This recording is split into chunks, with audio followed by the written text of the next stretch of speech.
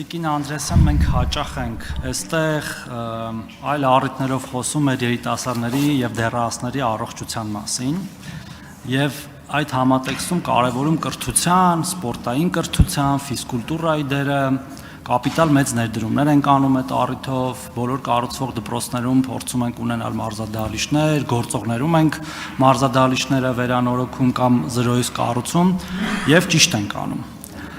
Բայց ես մի առաջարկ եւ հարց ունեմ, որը կարծում եմ շատ ծախս արդյունավետ եղանակ է այստեղ լավ առաջընթաց ունենալու։ Մենք շատ ենք տեսնում, հատկապես ֆիլմերում, հոլիվուդյան ֆիլմերում, թե ինչքան զարգացած են դպրոցական կամ ուսանողական մրցաշարերը։ Երբ որ դպրոցներն են միմյանց հետ մրցում տարբեր սպորտաձևերում, համալսարաններն են միմյանց հետ մրցում տարբեր սպորտաձևերում եւ դա նույնիսկ ուսանողական եւ դպրոցական կյանքի մի անբաժանելի մասն է,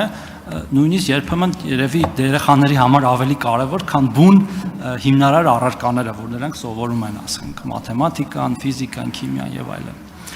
Իհարկե որոշ սպորտաձևեր նաև պահանջում են այդ կապիտալ ներդրումները, դահլիճներ են պահանջում, գույք են պահանջում, բայց նաև կան սպորտաձևեր, որոնք հիմա կասեմ դրանցից մեկը, որ ընդհանրապես կոշիկ են պահանջում, օրինակ վազքը։ Վազքի համար արժեշտ է մենակ կոշիկ, նույնիսկ մարզադահլիճ անհրաժեշտ չի, եւ մենք կարող ենք դա մասսայական դարձնել ամբողջ Հայաստանի Հանրապետությունում դպրոցներից սկսած համալսարաններով վերջացրած։ Ես նախ առաջարկում եմ, որ մտածենք դրա մասին եւ ուզում եմ հարցնել, նման նախաձեռնություններ ունենք, թե չէ։ Շնորհակալություն, պարոն Թորոսյան, շատ կարևոր հարց եք բարձրացնում, որտեղ իրականում մեր երեխաների առողջության ցուցանիշները ցույց են տալիս, որ հենց ֆիզիկական ոչ բավարար ակտիվությունը կարող է շատ ուրեմն էական ազդեցություն թողնել նրանց հետագա զարգացման վրա, այնպես որ սա թերևս մեր ամենաառաջնահերթ հարցերից մեկն է, եւ դուք նաեւ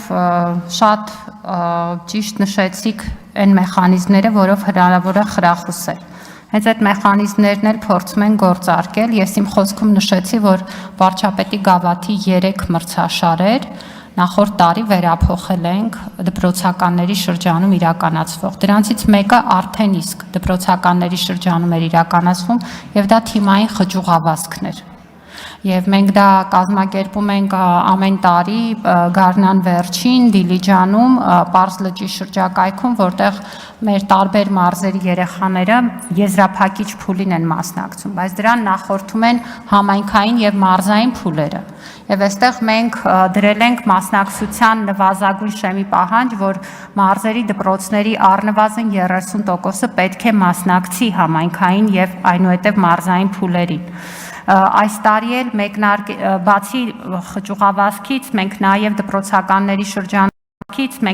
դպրոցականների շրջանում սարքեցինք սեղանի թենիսի մրցաշարը եւ պետք է ասեմ, որ շատ մեծ հետաքրքրություն կա, առաջիկա շաբաթներին արդեն եզրափակիչը կունենանք եւ նաև հեծանվավազքը, որի մասին արդեն նշեցի, որ հեծանիվները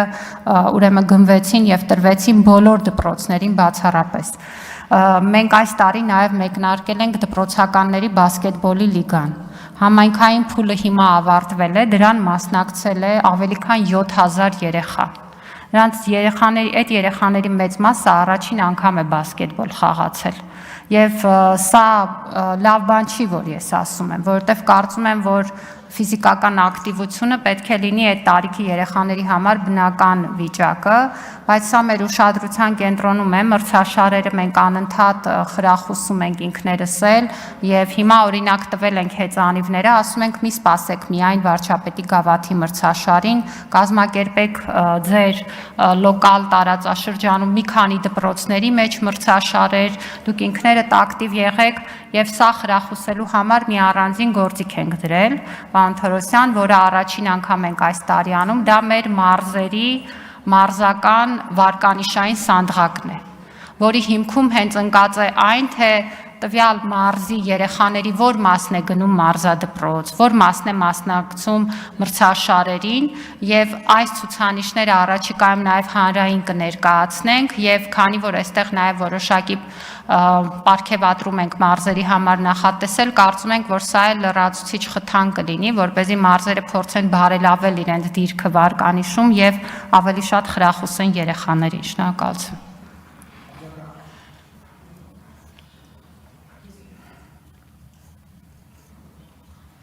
Շնորհակալություն Տիկին Անդրեասյան, ուրախ եմ, որ բավական առաջընթաց ունենք, երկու բան էլ առաջարկեմ,